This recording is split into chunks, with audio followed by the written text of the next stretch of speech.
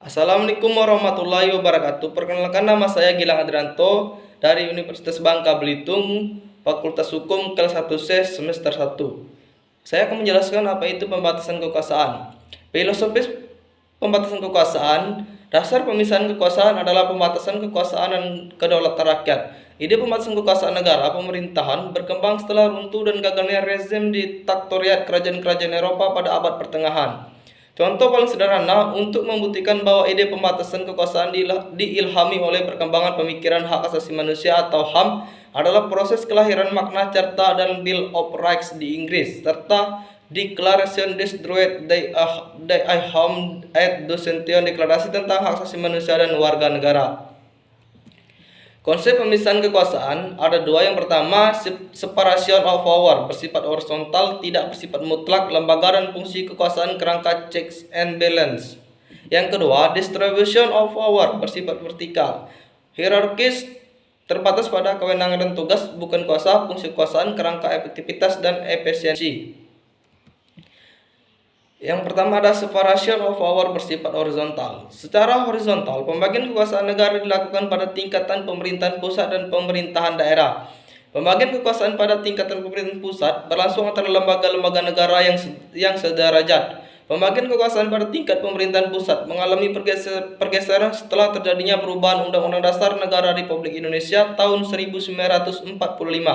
Pergeseran yang dimaksud adalah pergeseran klasifikasi kekuasaan negara yang umumnya terdiri atas 3 jenis kekuasaan, yaitu legislatif, eksekutif, dan yudikatif, menjadi 6 kekuasaan negara, yaitu A. Kekuasaan konstitutif, yaitu kekuasaan untuk mengubah dan menetapkan undang-undang dasar. Kekuasaan ini dijalankan oleh Majelis Permusyawaratan Rakyat sebagaimana ditegaskan dalam pasal 3 ayat 1 Undang-Undang Dasar Negara Republik Indonesia tahun 1945 yang menyatakan bahwa Majelis Permusyawaratan Rakyat berwenang mengubah dan menetapkan undang-undang dasar. Yang kedua, kekuasaan eksekutif, yaitu kekuasaan untuk menjalankan undang-undang dan penyelenggaraan pemerintahan negara. Kekuasaan ini dipegang oleh presiden sebagai mana ditegaskan dalam pasal 4 ayat 1 Undang-Undang Dasar Negara Republik Indonesia tahun 1945 yang menyatakan bahwa Presiden Republik Indonesia memegang kekuasaan pemerintahan menurut Undang-Undang Dasar. C.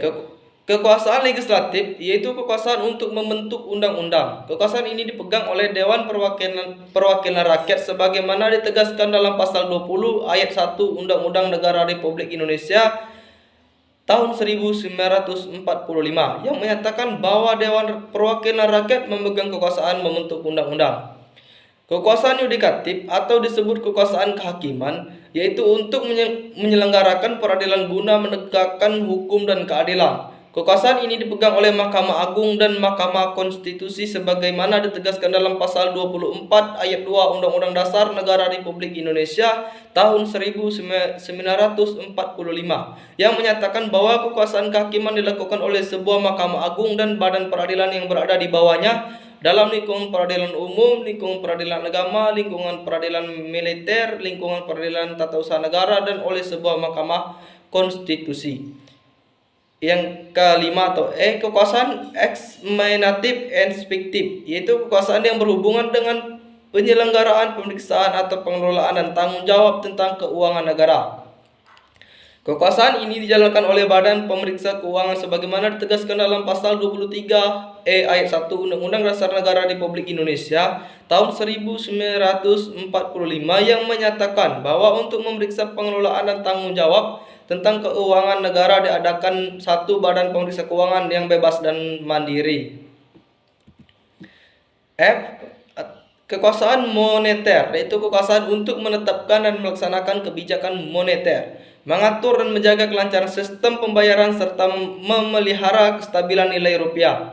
Kekuasaan ini dijalankan oleh Bank Indonesia selaku bank sentral di Indonesia sebagaimana ditegaskan dalam pasal 23D Undang-Undang Dasar Negara Republik Indonesia tahun 1945 yang menyatakan bahwa negara memiliki suatu bank sentral yang susunan kedudukan, kewenangan, tanggung jawab, dan independensinya diatur dalam undang-undang. Pembagian kekuasaan secara horizontal pada tingkatan pemerintahan daerah berlangsung antara lembaga-lembaga daerah yang sederajat, yaitu antara pemerintahan daerah, kepala daerah atau wakil kepala daerah, dan Dewan Perwakilan Rakyat Daerah (DPRD). Pada tingkat provinsi, pembagian kekuasaan berlangsung antara pemerintah provinsi, gubernur atau wakil gubernur, dan DPRD provinsi. Sedangkan pada tingkat kabupaten atau kota, pembagian kekuasaan berlangsung antara pemerintah kabupaten atau kota, bupati atau wakil bupati, atau wali kota atau wakil wali kota, dan DPRD kabupaten atau kota. 2. Distribution of power bersifat vertikal. Pasal 18 ayat 1 Undang-Undang Dasar Negara Republik Indonesia tahun 1945 menyatakan bahwa Negara Kesatuan Republik Indonesia dibagi atas daerah-daerah provinsi, dan daerah provinsi itu dibagi atas kabupaten dan kota. Yang tiap-tiap provinsi, kabupaten, dan kota itu mempunyai pemerintahan daerah yang diatur dengan undang-undang. Berdasarkan ketentuan tersebut, pembagian kekuasaan secara vertikal di negara Indonesia berlangsung antara pemerintahan pusat dan pemerintahan daerah, pemerintahan provinsi, dan pemerintahan kabupaten atau kota. Pada pemerintahan daerah berlangsung pula pembagian kekuasaan secara vertikal yang ditentukan oleh pemerintahan pusat. Hubungan antara pemerintahan provinsi dan pemerintahan kota terjalin dengan koordinasi, pembinaan, dan pengawasan oleh pemerintahan pusat dalam bidang administrasi dan kewilayahan. Pembagian kekuasaan secara vertikal muncul sebagai konsekuensi dari diterapkannya asas desentralisasi di Negara Kesatuan Republik Indonesia. Dengan asas tersebut, pemerintahan pusat menyerahkan wewenang pemerintahan kepada pemerintahan daerah otonom, provinsi, dan kabupaten atau kota untuk mengurus dan mengatur sendiri urusan pemerintahan di daerahnya, kecuali urusan pemerintahan yang menjadi kewenangan pemerintah pusat, yaitu kewenangan yang berkaitan dengan politik luar negeri, pertahanan, keamanan, justisi, agama, moneter, dan fiskal.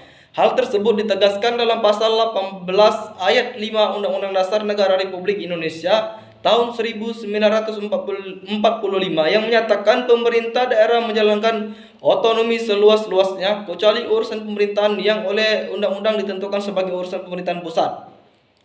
Pemberian otonomi kepada daerah bertujuan meningkatkan daya guna dan hasil guna penyelenggaraan pemerintahan di daerah, terutama dalam pelaksanaan kepada masyarakat maupun meningkatkan kestabilan politik dan kesatuan bangsa. Ciri doktrin separation of power. G. Marshall dalam Constitutional Theory 1971, pertama, differentiation membedakan fungsi ketiga kekuasaan negara.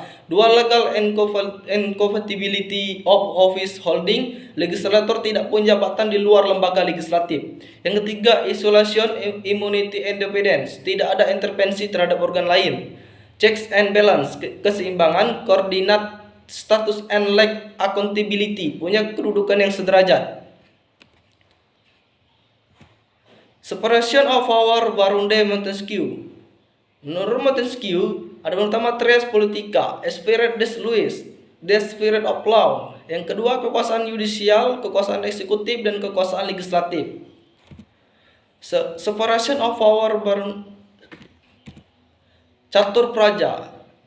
Menurut K. van Vollenhoven, yang pertama ada fungsi regeling, pengaturan, fungsi bestor, penyelenggaraan pemerintahan. Yang ketiga, fungsi respect, peradilan, dan yang terakhir yang D, fungsi politi, ketertiban, dan keamanan.